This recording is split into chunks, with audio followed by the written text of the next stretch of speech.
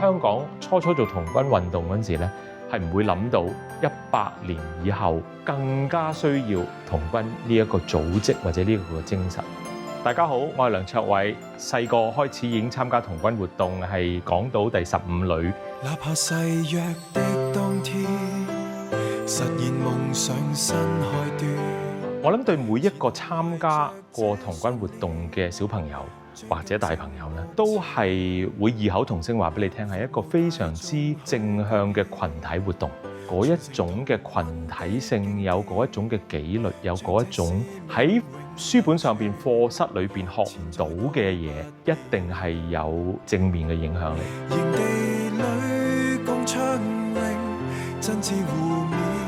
對我自己最影響大嘅咧，就係諗咗人哋先，諗咗社會先，係一個貢獻嘅精神咧，比較明顯嘅。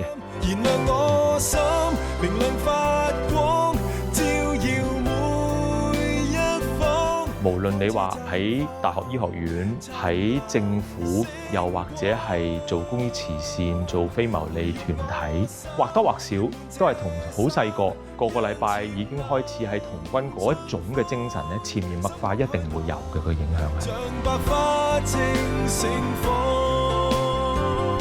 當你個科技係可以80%嘅時間都係一個虛擬嘅世界，點樣係有翻嗰種實質落地嘅感覺？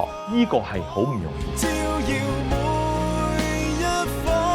我諗除咗係話希望香港，尤其是係喺教育界啦、青少年發展啦，可以再一次認識童軍。讓潛能盡放，心胸開朗，像百花正盛放。我哋作為童軍呢個大家庭，究竟我哋有冇自己一啲嘅反思，令到我哋更好服務我哋童軍呢個大家庭，令到整個童軍嘅活動咧，或者一個運動咧，可以延續落去發光發亮。